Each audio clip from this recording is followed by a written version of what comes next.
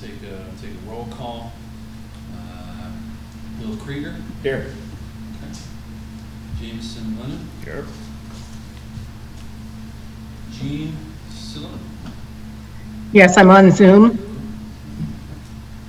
Tom Coyne. Here. Amanda Petty. Mike Bauer.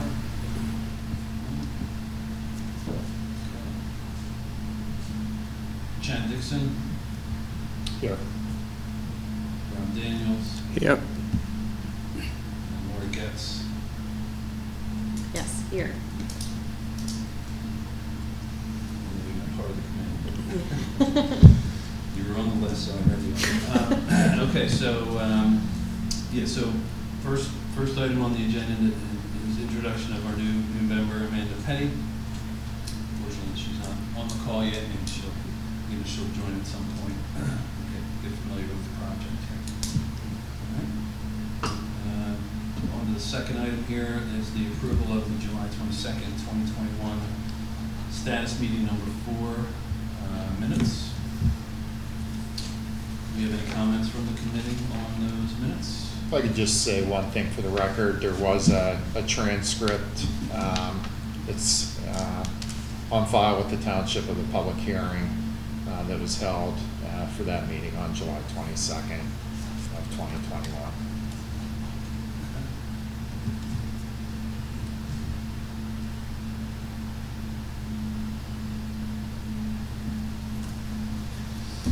Okay, so if there's no other questions or comments, I'll make a motion to approve the minutes. Anybody second? Second.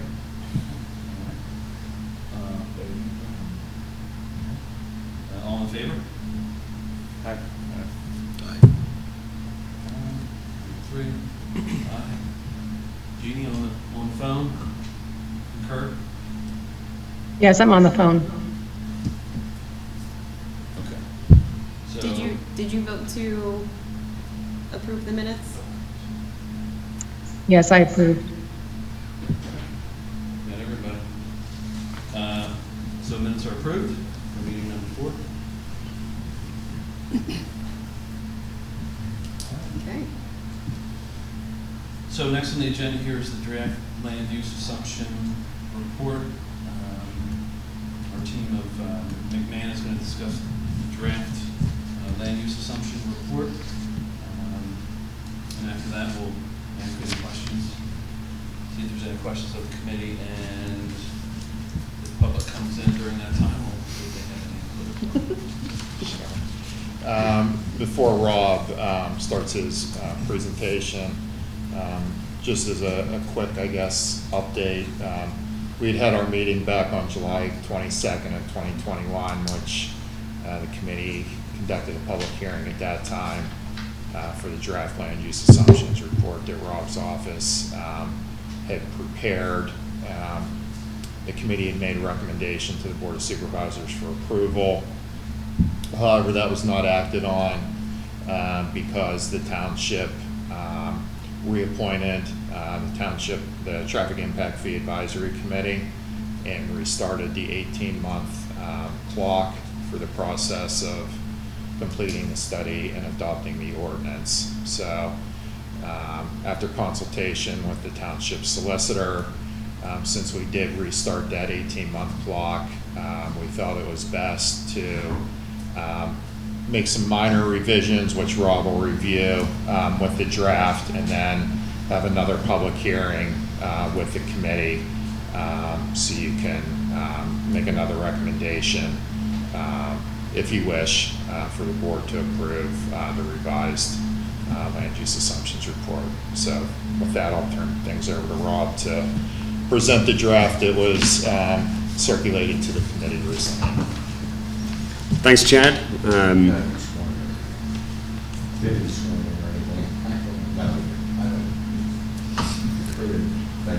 So just to introduce myself, my name's Rob Daniels. I'm a senior land use planner with the Brandywine Conservancy, based down in Chadds Ford, although mostly these days based out of my back room in my house, as I'm sure many of you are as well. As Chad mentioned, I'll just go quickly at a brief presentation, 10 or 11 slides for the land use assumptions report that we did complete and subsequently updated now that the 18-month clock has started off again. So I'll just run through these slides. So next slide, please, Laurie. So the summary of this process of the land use assumptions report is essentially a three-part process. First off, we define a proposed transportation service area, which will show you the map of that area in just a second.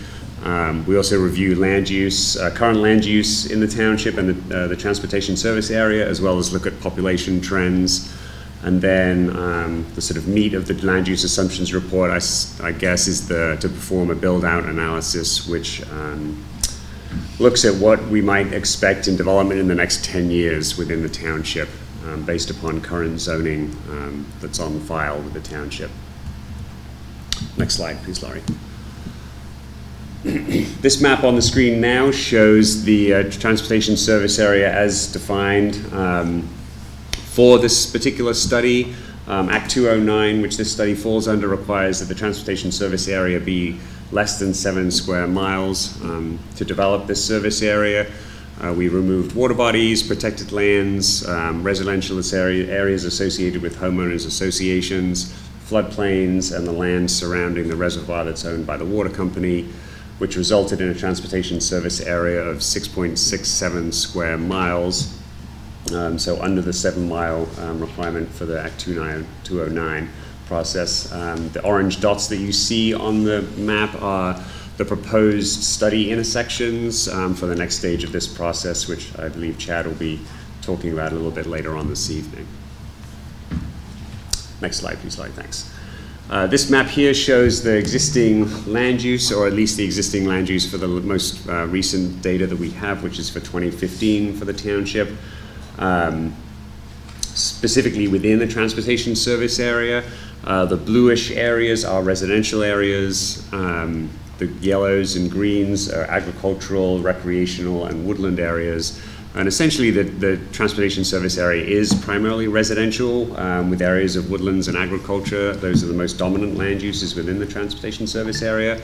Other land uses of significance are recreational lands, which I believe are shown in the lighter green. You can just about make out the golf course and those sorts of areas, as well as areas associated with various community services, schools, churches, etc.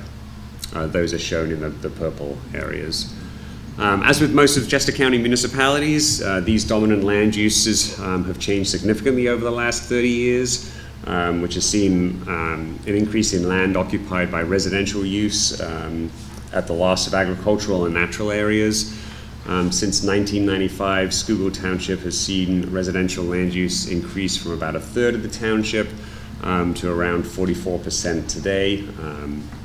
And much of this increase actually occurred prior to the Great Recession in 2008, with much less since. And we'll go into a little bit of that in the next slide, please, Laurie. This slide is showing, well, along with land use changes, essentially those land uses, changes in land use have been reflected in population changes seen in the township. Many of the local communities, as well as Chester County as a whole, saw rapid growth in the early 2000s, but growth has slowed since, partly due to the Great Recession of 2008, and certainly population growth declined between the 2010 and 2020 census. Yes, or at least growth has declined. Because of the delay in this process, we have been able to, essentially the primary update in the land use assumptions report has been our ability to be able to include data from the 2020 census, which became available earlier this year. You can see in the top left-hand corner, Schuylkill Township saw a growth rate of just a little over 3% between 2010 and 2020, which is about half of what Chester County as a whole expected. Saw over that same time period. Other townships, such as East Pikeland and Upper Merion and Upper Providence, neighbors of yours saw higher population growth, and others saw lower population growth. such as Lower Providence, only 0.7%. We also look at population projections for the area, and these have been provided to us from the Delaware Regional Planning Commission, which tracks out anticipated population growth for Schuylkill Township through 2050, so approximately 30 years from today. They suggest that the township will continue to see some growth, but slower than what we've seen in the past, trailing off to about a 1.5% growth at the tail end of that time period in 2045 and 2050. Much of this slower population growth that's anticipated is primarily due to the fact that Schuylkill Township is actually nearing build-out capacity for residential development at this stage.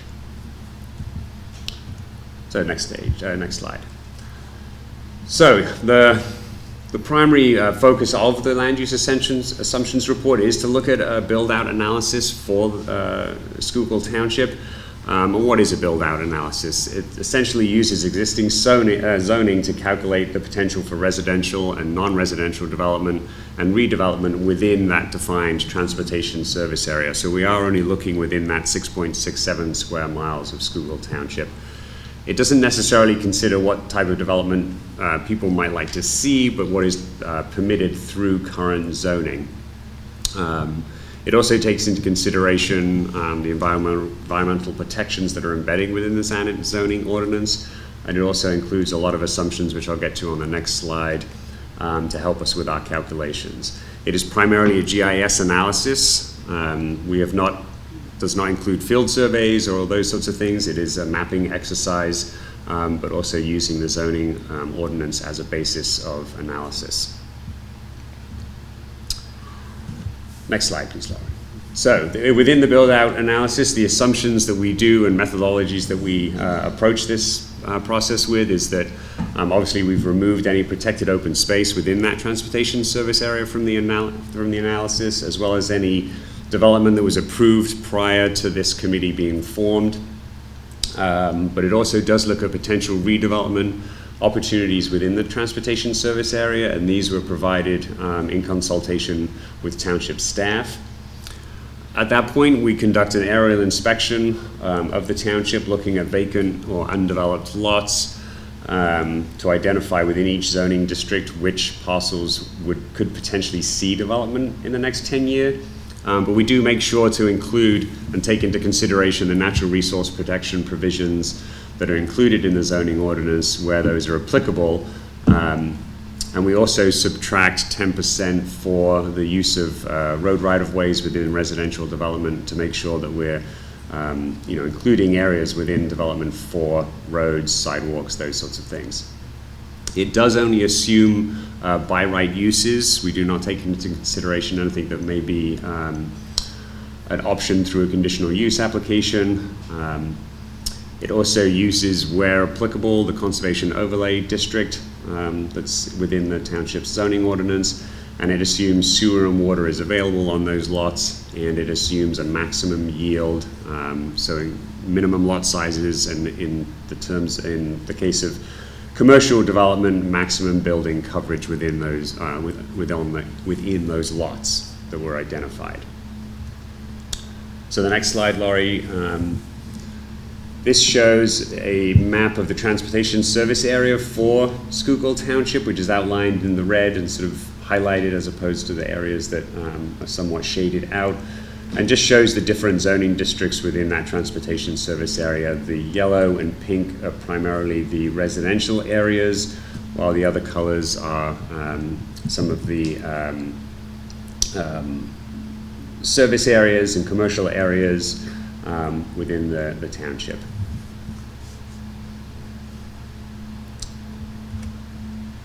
Next slide, please, Laurie. So upon completing the GIS analysis, this slide shows the areas that we identified as potential development or redevelopment, and then what the different scenarios give in terms of residential or commercial build-out. The left-hand column in the dark green are the various zoning districts that we analyzed, so rural density, low density residential, and administration and research, industrial and limited industrial, and commercial. And then the next two columns look at development scenarios, so essentially vacant lots currently, and then potential redevelopment, so lots that may have existing uses that may see redevelopment. And then a total on the right-hand side. So in regards to the residential areas, it's showing the amount of residential units that by current zoning and taking in all those natural resources provisions, et cetera, the number of units we might expect to see in those different zoning districts. So under a development scenario, there was an anticipated 194 new residential units and a little over 900,000 square feet of commercial building use. In redevelopment, an additional 70 residential units and about 420,000 square feet of commercial use. Obviously, if you add those two together, you're looking at about 264 residential units and a little over 1.3 million square feet of commercial building. These are the numbers that Chad will be using in the next stage of this process, but just to give you an idea of what that might mean in terms of population growth for the township, the 2020 census has the household size within Schuylkill Township at 2.9 people per household. With the total of 264 residential units, that would equate to around an additional 766 new residents, or the 194 in the development scenario would equate to about 563 new residents within Schuylkill Township. And finally, the last slide here, Laurie, this is a map that's included in the report that just shows the parcels that were identified for the build-out analysis, so those that are shaded per their zoning district. And then the legend includes the residential and the commercial build-out for each of those zoning districts. So that just sort of identifies those lots that were analyzed for this build-out analysis within Schuylkill Township. And I believe, other than a questions or comments slide, that ends the rather brief presentation. At this point, I'd be happy to take any questions from the committee or any members of the public that happened to jump on while we were going through the slides. Questions from No questions from the committee? And there are no members of the public in attendance, so we do not have any public questions.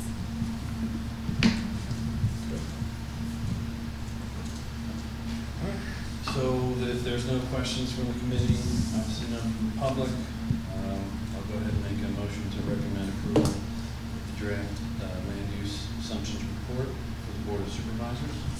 Anybody second that? I'll second that. All in favor? Aye. Aye. Jean, did you vote in favor?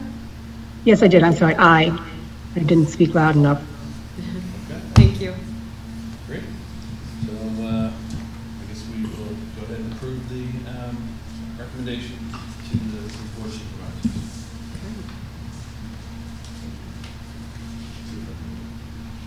Yeah, yep, that can be it.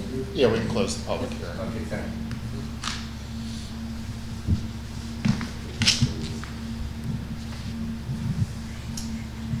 All right, so the next item on our agenda is the, I guess, discussion of the next steps. Yeah, thank you. I guess first, before I get into some of the details of the presentation, first want to thank all the committee members for your patience through this process. We've had a number of delays that, of course, are unforeseen at the onset of this project, the biggest one being COVID-19. And as we met last summer, we thought we were on track to get things moving. We had planned to do traffic counts in September when schools were back in session. Travel patterns were starting to turn back to normal from the COVID-19 closures. However, Hurricane Ida hit in September and caused a road closure in the township. So at that point, we felt it was prudent to hold off on doing the traffic counts for a little bit longer until that was taken care of. So that road closure opened up back in, I think it was the end of December or early January, which was on Creek Road. So we went out and did our traffic counts in January and February to get back on pace. We also had another slight minor delay, and Lori and I got scared a little bit in the spring when we had a committee member resign because they were going to no longer be able to participate. But thankfully, Amanda Petty quickly stepped up and volunteered to participate on the committee as she joined the meeting. Yes, and she has Okay. just joined the meeting, yes. So Okay. thank you, Amanda, for stepping up and joining the committee. So that's actually, that's a good lead. Hi, I'm sorry I'm late. I could have sworn it was 7:30. This is my terrible, terrible debut, so. That's okay. I'll be on That's okay. time from now on. So luckily, Amanda volunteered to participate on the committee, so we had the minimum number of members again, which is 7, and she's very anxious to participate, I think. So, Amanda, if you want to just maybe give some brief remarks, give everybody a little bit of your background in terms of Schuylkill Township and maybe professionally as well. Sure, I don't have a huge background. Can you guys see me? No. I'm not, okay. There wasn't really an option to give permissions for my camera and when I joined, so I don't like Zoom, so I'm sorry about that. But I'm new to the area. I've only lived in Phoenixville now for about a year. I came from Center City, but my background is pretty diverse but applicable. I worked as an architect in Center City for 5 years, and then I moved to the GC side of the world. So I was with Turner Construction for the last 7 years. And in the last 6 months, I left Turner and I work as a project manager of construction for Villanova University. So I manage all their new construction on campus. So I wanted to kind of be a little closer because I was working in Philly, and we recently moved to Phoenixville. And since we moved, I have a lot of opinions on how the traffic and the development in Phoenixville has kind of evolved over the course of the last year. I'm from the Green Lane areas where I grew up, so I'm happy to be in Chester County. It's beautiful. But unfortunately, I do live right off of Route 23, and it's a huge problem. So I've been working with Lori. She probably thinks I'm very annoying over the course of the last year to talk about possibly doing a traffic study for 23 in Dorchester Way, where I live, because it takes me 7 to 8 minutes every day just to pull out to take my kids to daycare. I have a 1-year-old and a 3-year-old. So I think that there's a lot of potential for Phoenixville, Schuylkill Township, and Chester County in the next 5 to 10 years, because there's a lot of people like myself leaving Philadelphia and coming to this area. It's incredibly popular. So I'm excited to be part of the team for the future and to help positive change. All right, well, thank you, and thanks for participating, and hopefully I know you're traveling for business, hopefully we can meet in person. I'm sitting in the hallway of a hotel, so I'm sorry if it's loud in the background. That's okay. Again, thanks really for everybody for sticking this out and continuing to participate. We really appreciate that. So in terms of next steps, now that we've gone through and repeated what we needed to from a procedural standpoint with the land use assumptions report, just wanted to take the rest of the meeting tonight, since it has been a while since we did a presentation for you on the steps as we move through the study process. Just wanted to quickly review some of that again and refresh everybody's memory on what we'll be doing over the next few months, and then review with you some initial baseline traffic data that we've collected that we'll be using as we move forward. Gonna go to the next slide, Lori.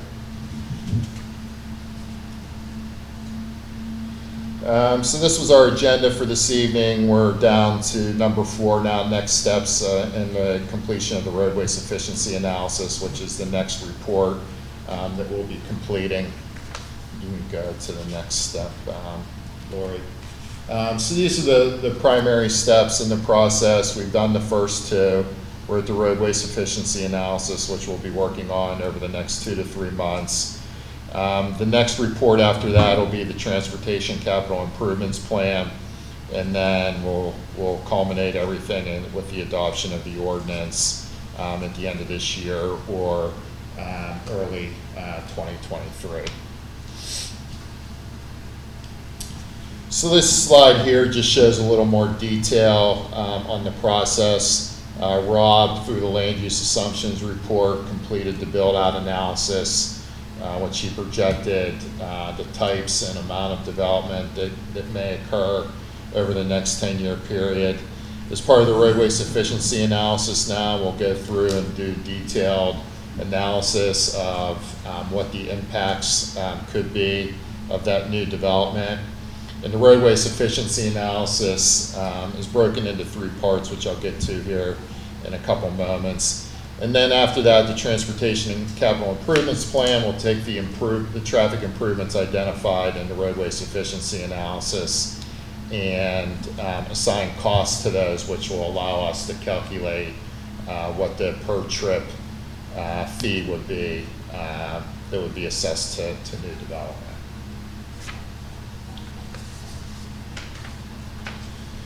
So this map here is a representation of the study intersections that we are looking at for the roadway sufficiency analysis, and I'll have some subsequent figures here that'll also illustrate this. But this is a map of the township, and primarily we're studying intersections along the Route 23 corridor, Pod House Road, Route 29, State Road, and some others.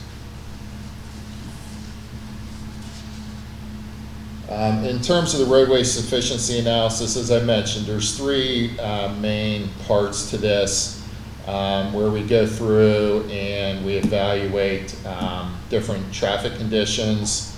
The first being existing conditions, which I'll give a little more detail on here momentarily, but that's where we go out and do peak period traffic counts at the 17 study intersections. We're permitted by the municipal planning code to only study 1 peak period and 1 peak hour of traffic.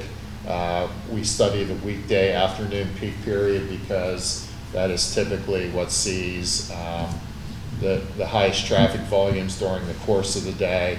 And most land developments, not all, but most land developments generate the highest number of trips during the afternoon commuter peak period. So we did traffic counts at the 17 study intersections between 4 and 6 p.m. That's what's identified as the afternoon peak period by the Institute of Transportation Engineers. Once we do those counts, we identify what the peak hour is within that 4 to 6 p.m. Time period. From there, we then do our analysis to determine what the operational characteristics are of those intersections. And we use level of service, and you've probably heard of that term before in your different work in the past. And that's how we grade the operations at the intersection. The grades go A through F, where A is the best, F is the worst. And as we go through this, we'll select what's called, or what's referred to by the municipal planning code as a preferred level of service. We'll pick a grade A through F, and that'll be the standard by which we will identify whether improvements need to be done at a particular intersection. Through that A to F grading range, PennDOT and Federal Highway Administration, other transportation agencies and standards typically identify anything level of service A through D as being acceptable, and levels of service E and F is failing. Now, with that being said, and we'll, as we go through our analysis, we'll select the preferred level of service. There are instances where municipalities have done transportation impact fees studies where they've selected a preferred level of service, E or F, actually, even though it's failing.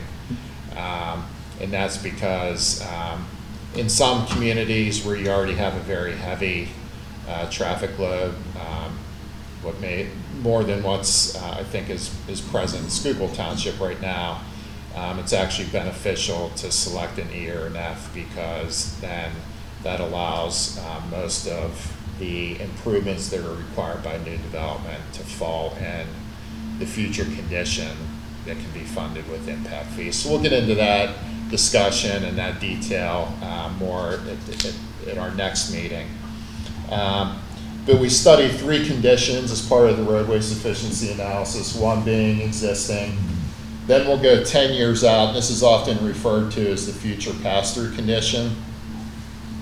And this condition's 10 years out, but does not take into account the build-out scenario that was included in the land use assumptions report completed by Rob in his office. This 10-year horizon only takes into account natural growth in traffic that would occur through things like increased vehicle registration, increased vehicle ownership, things that happen more naturally over the course of time, regardless of new development occurs and at what level.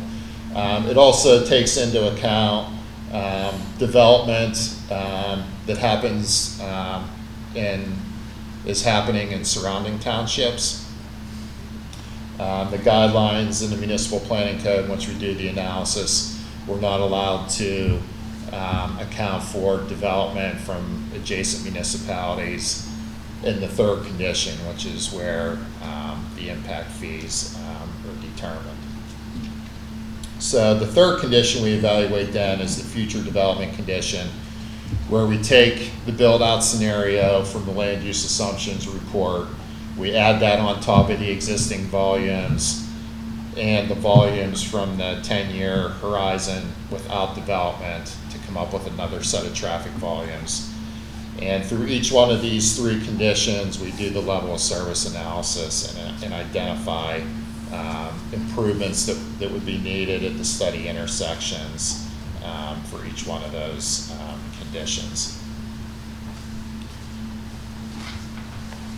So that's just a general overview of what the roadway sufficiency analysis is. Like I said, at our next meeting, we'll get into some more of those details and may be able to answer questions that you may have as we go through this. This is a very unique process, and it's not your, I'll say, your typical traffic study that you may see done by PennDOT or a developer when they apply for a land development approval in a township. A couple figures I'm going to show here. I'm not going to go into a whole lot of detail tonight. For those people here in person, I handed out a copy. I'll also email out a PDF of these figures after the meeting tonight, along with the slides, both from Rob and I's presentation. One figure includes the afternoon peak hour traffic volumes for the study intersections. So I'm not going to go into those numbers tonight. As you would expect, the major corridors in the township that we're studying have the higher traffic volumes. All that we would ask you to do maybe after this evening is when you have an opportunity over the next couple weeks, you're the locals, you know the day-to-day traffic conditions better than we do. So, look over these traffic volumes. If you see anything on here that may not seem, that you might question a little bit based on your knowledge of traffic flow and movements in the township at particular intersections, let us know and we'll take another look at it. Typically, there's a good explanation for things, but by all means, if you see anything on there that you want us to take a second look at, just send an email to myself and Lori. The second figure is the resulting levels of service from the afternoon peak hour traffic volumes. And I'll just hit out some highlights, and I don't think any of this is necessarily unexpected. We're not at the point yet where we're picking that preferred level of service, the level of service that'll be sort of the standard for when we determine improvements are necessary at a particular intersection. But just by going by that general PennDOT standard where a level of service A through D is considered acceptable, just wanted to highlight some things where we see levels of service E and F in existing conditions. And as you would expect, that's for particular approaches or movements along the Pothouse Road corridor and also along the Route 23 corridor. And then we see some levels of service D, which is it's still acceptable, but it's getting to that point where it could be approaching failing levels of service in the future. So as we go through and do the future conditions analysis, those may be intersections that you see that might be a C or a D now, go to an E or an F in the future after we add growth to those intersections. So again, if you look at these after the meeting tonight and have any questions, by all means, shoot Lori and myself a message, and we'll get back to you. We'll also talk more about them if necessary at our next meeting when we have more traffic analysis and results to go over at that time. Can we get the current slide decks from tonight? Yeah. Oh, yeah. Yep. As well as these figures.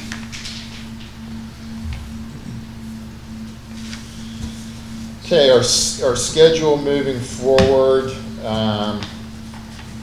The one last thing with the land use assumptions report is the Board of Supervisors will have to approve that. And Lori, we can talk after tonight whether that's the July meeting or August. It can be on the July agenda. Okay. So that'll happen next, and then that'll be taken care of. This is just an estimated schedule. Things may need to move around a bit.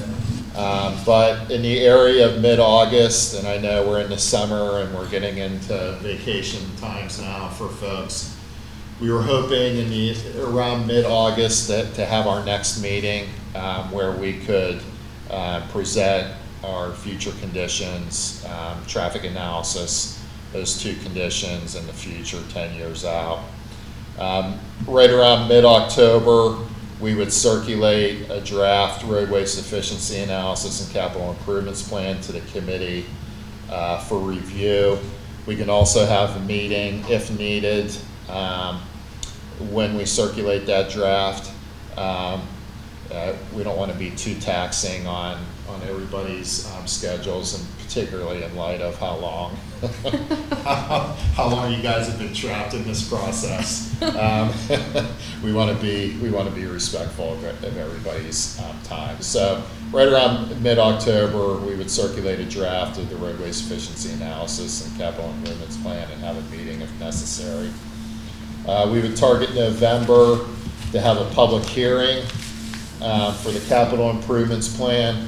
Similar to the land use assumptions report, the state municipal planning code requires us to have a public hearing like you did tonight for the capital improvements plan in order for you to make a recommendation to the Board of Supervisors for approval. At that point in time, your work's done. In unless you want to come to a couple Board of Supervisor meetings after that and hang out to see what they do. But after that step in November, then we would work with the board in December and January for them to approve the roadway sufficiency analysis and capital improvements plan and adopt the ordinance that would have the per trip fee in it. So ultimately, our 18-month window is up in early February, and we don't want, unless we're absolutely forced to, we don't want to start another 18-month window. So we think it's a doable schedule, but you know, we just need your time a little bit longer to help us get through the process. So does anybody have any questions about the schedule or the next steps after tonight? I do have one quick question. Yeah. So if the conditions that are currently being put in place are significantly off from what the reality is based on where we are with how traffic flows are right now, how is that amended or how is that looked at? And I ask that prior to COVID, I'll say the traffic patterns were significantly heavier than what they are now. So even in today's status, it's way off. Right. So how does that come into play, or is there traffic patterns prior to that can be pulled from it all, or anything like that you can? Yeah, it's a good question, and one of the reasons why we were holding off on doing the traffic counts was for that reason. And the one thing that we were waiting for was there was a period of time from when the COVID shutdown started where PennDOT, for any study that you did for them, whether it was a study being done by a developer for an HOP application or even a public entity doing a traffic study, for a period of time after COVID began, you did have to go through and do different adjustments to account for significant drop-off in traffic volumes. September of 2021, they lifted that requirement and just basically went back to just go out and do traffic counts as you normally would and use them as is, unless there is something very specific or unique that the location dictates that you would still need to do some kind of adjustment factor, road closure, or if there's something very unique about the particular community or area that you're in where there's still a very significant COVID impact. And an example I would give would be our offices in Fort Washington, which is all office and kind of warehouse around the immediate vicinity of our office.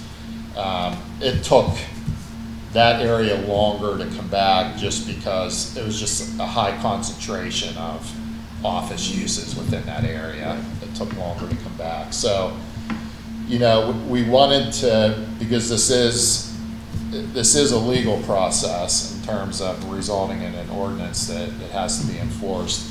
We wanted to wait until we could have that PennDOT back up. We were following their standard in terms of not having to adjust the traffic counts. And I think for the time being, at least now, I think there's a general recognition that there's sort of a new normal in place now to a certain degree, and whether traffic volumes ever return to what they were, pre-COVID, I think some people question it. Still could. I mean, it's how long that takes, who knows, and to what degree it gets closer. I can say, like, generally through my observations, and you can tell me if it's different here in Schuylkill Township, and I think a lot of the folks in our office in general, kind of what we're seeing is when you're looking at different peak periods during the day, there's still more of a noticeable difference in the morning commute in terms of it being lower than what it was pre-COVID. The afternoon commute seems more on par than what it was pre-COVID. Not exact, but it seems to have come back more.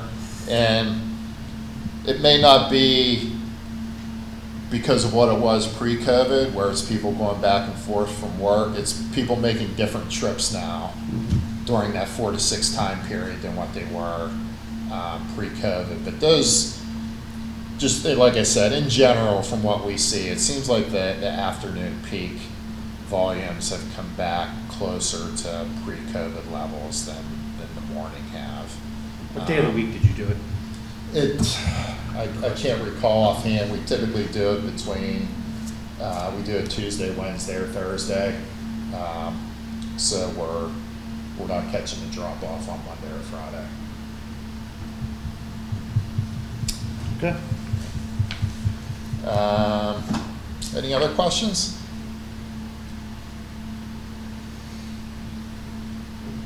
No?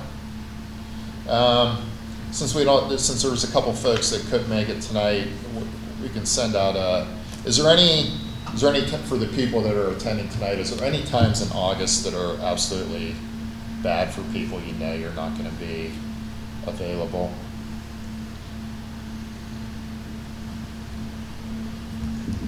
As long as we can hop on Zoom or something like that, Sure. then yeah. It definitely makes things easier now, right? Yeah.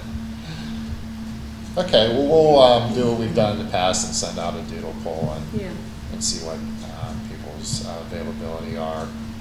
We'll certainly email out all the materials from tonight's meeting, so everybody has that. And like I said, if anybody has any questions or anything that come up after tonight, reach out to Lori and myself, and we'll get in touch.